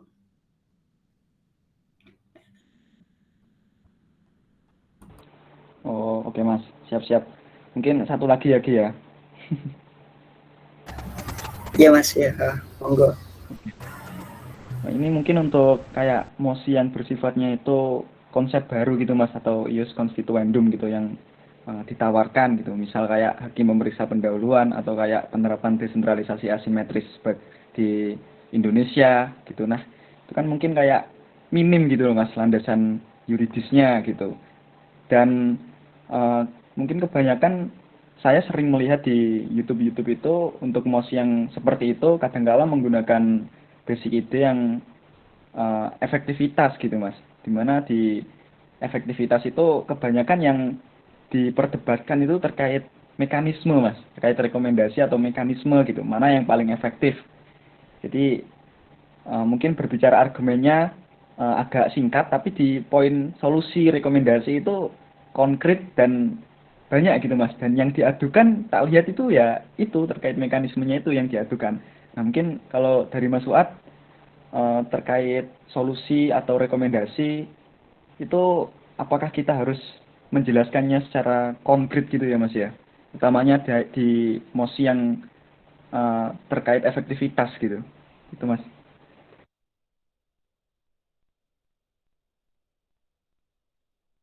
Ya salah satu yang harus dituliskan memang solusi tadi ya, solusi dan alternatif. Bobotnya sama-sama aja kok antara argumen dan solusi. Kalau solusinya diterima, sebenarnya karena argumennya benar gitu.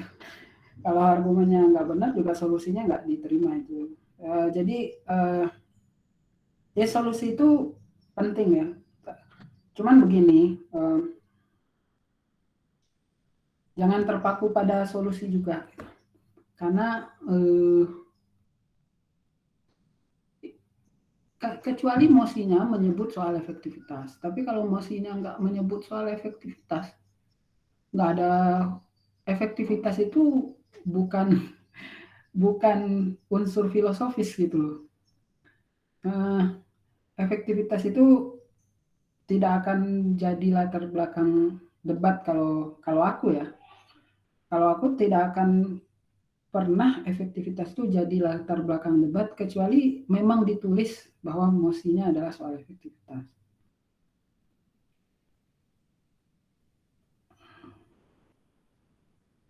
Yang latar belakang pasti yang gede-gede itu tadi, yang kayak negara hukum, demokrasi, apa segala macam. Sama satu lagi, mosi kalau referensinya sedikit bukan berarti mosinya baru gitu. Mosi baru pun banyak referensinya kok itu. Dan sebenarnya nggak ada yang sama sekali baru sebenarnya di Indonesia ini. Di asal komparatifnya kuat ya. Kalau komparatifnya kuat, nggak ada yang sama sekali baru di Indonesia ini. Mau apapun juga nggak ada yang baru. Baru secara ide ya, mungkin baru sebagai sebuah penerapan atau sebuah konsep ya mungkin baru ya. Tapi secara ide yang pasti nggak baru. Aku punya keyakinan itu. Termasuk yang tadi Kelvin bahas soal ide hakim pemeriksa pendahuluan itu. Waktu itu kan aku sempat bilang ya, kenapa kalian susah-susah mengkomparasikan dengan negara lain? Kenapa nggak komparasi dengan rancangan undang-undang KUHAP yang pernah dibahas itu? Kenapa? Kan itu sudah pernah ada dalam rancangan KUHAP sebelum 1981, tapi kan dikeluarkan. Nah, kenapa keluarnya kan yang perlu dibahas? Artinya idenya sudah lebih dari 2 dekade kan, sudah lebih dari 2 dasawarsa lah. Sudah lebih dari 20 tahun kan idenya sebenarnya. Justru kenapa muncul lagi gitu, kenapa dulu keluar gitu. Mungkin referensinya sedikit ya, tapi enggak ada yang sama sekali baru. Referensi baru itu tidak menunjukkan bahwa referensi sedikit itu tidak menunjukkan bahwa suatu MOS itu baru atau enggak baru. Soal omnibus law sebenarnya kan juga masih lama ya. Meskipun prakteknya baru, tapi in practice gitu konsep-konsepnya kan sudah dari dulu dipakai ya. Konsep bahwa undang-undang tuh bisa disatukan itu dari dulu udah dipakai meskipun nggak disebut sebagai omnibus law.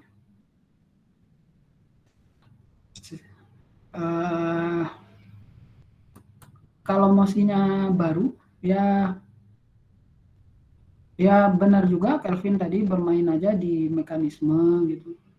Tinggal itu pendalaman di tim aja tuh mau fokusnya di mana. Fokus di mekanisme ya bagus juga, berarti yang akan lebih banyak porsi kan sosiologi ya, yang akan lebih banyak porsi kan prosedurnya apa gitu kan. Itu kan yang akan lebih banyak bicara 3. Tapi aku termasuk aliran yang mengandalkan pembicara 2, tidak mengandalkan pembicara 3. Kebanyakan anak KPK mengandalkan pembicara 3 karena dianggap pamungkas, ngomong terakhir gitu kan, nggak ada lagi yang akan bantah. Kalau aku mengandalkan pembicara 2, sepanjang aku tuh nggak peduli pembicara satunya siapa, tapi biasanya milih pembicara 2 kalau ikut tim. Itu aku pernah main dengan banyak pembicara 1, tapi cuma main dengan 2 pembicara 2. Satu namanya Syarif Hussein, satu lagi namanya Adi Nugroho. Kalau pembicara satunya siapa aja boleh. Aku pernah mengundurkan diri dari tim debat karena pembicara duanya bukan itu gitu. Jadi ya itu gaya lah ya. Orang mau mengandalkan siapa boleh. Ya aku pun yakin mereka pasti mengandalkan aku. Tapi di tim itu harusnya semuanya saling mengandalkan. Gitu, Vin. Pilih-pilih aja nanti kalau memang mau fokus di rekomendasi dan mekanisme, ya dikuatkan rekomendasi dan mekanismenya. Jadi pembicara tiganya harus bagus banget. Oke Mas, siap. Makasih Mas. Oke, terima kasih banyak Mas Kelvin dan Mas Fuad atas pertanyaan dan jawabannya. Mungkin bisa saya cukupkan ya karena sudah jam 11 juga. Mungkin sebelum berakhir kita ada sesi foto ya Mbak Rosa? Iya ada. Karena kemarin lupa Mas nggak foto. Iya, Gi, nanti aku yang screenshot. Oke, ya. Monggo on cam Mas Arsyad, Mas Kelvin, Najwa, Mas Yayan, Mas Hen, Arti, Ti, Andi, Sutra. Ya on cam yuk. Les dulu, pindang ber.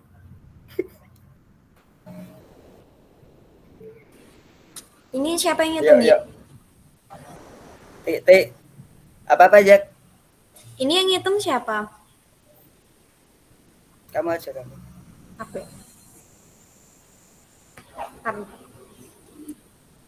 Oke, semuanya siap ya? 1, 2, 3.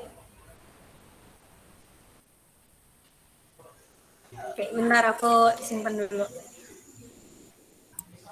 Kayak bebas. Ya, bentar, simpan dulu guys.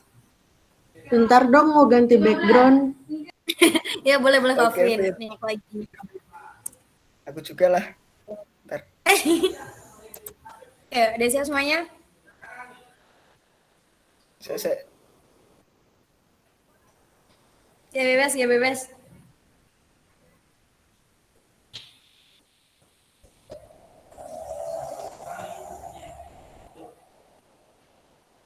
Satu, Mas Kevin udah siap belum?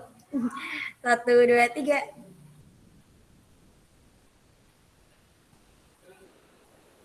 Iya, makasih guys. Udah. Oke, terima kasih banyak semuanya teman-teman dan juga Mas Fuad atas waktunya. Terutama Mas Kelvin sudah meluangkan waktu tidurnya untuk ikut meet. Dan Ridho juga. Terima kasih banyak lah untuk semuanya.